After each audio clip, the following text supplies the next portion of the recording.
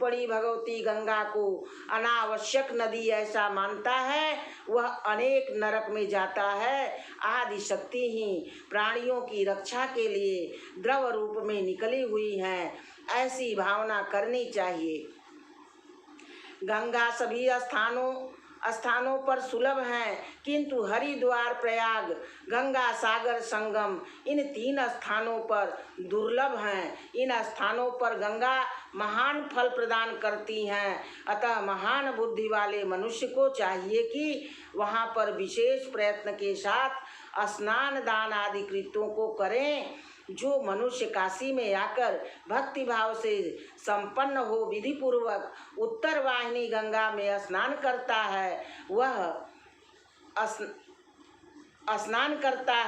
वह साक्षात शिव तत्व को प्राप्त हो जाता है। वह व्यक्ति देवताओं का भी अत्यंत पूजनीय कहा गया है और वहाँ पर किया गया प्रीत तर्पण भी निर्वाण प्रदान करता है। विश्वेश्वर सदाशिव की नगरी काशी अत्यंत दुर्लभ है तथा सभी तीर्थों की आदि निवास स्थली है। यह पृथ्वी मंडल के अंतर्गत रहते हुए भी भूमंडल से पृथक है। भगवान विश्वनाथ के त्रिशूल पर स्थित है। महामते, ऐसी दिव्य भूमि तथा भगवती गंगा का पावन जल जहाँ है, वहाँ पापी प्राणियों के लिए भी मुक्ति हाथ में ही है।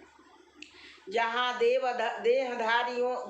देहधारियों की माता अन्नपूर्णा स्वयं अन्न प्रदान करती हैं, जहाँ भगवती गंगा जल और भगवती सरस्वती ज्ञान प्रदान करती हैं। मुनि श्रेष्ठ, जहाँ मृत्यु ब्रह्मा आदि से श्रेष्ठ परम पद मोक्ष को प्रदान करती है और जहाँ पर जगत पिता विश्वेश्वर मोक्ष मार्ग के उपदेशक रूप में विराजमान हैं,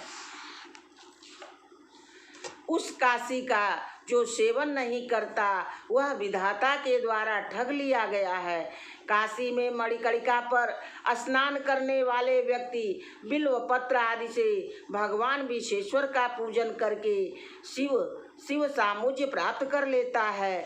मुनिश्रेष्ठ, गंगा की मिट्टी से तिलक धारण करके मनुष्य जो कुछ कर्म करता है वह सब पूर्ण हो जाता है। जहाँ कहीं भी श्रेष्ठ मनुष्य गंगा के जल से देव पूजन, श्राद्ध तथा अभिषेक आदि कर्म करता है, वह कर्म चाहे ज्ञान अथवा अज्ञान से हो,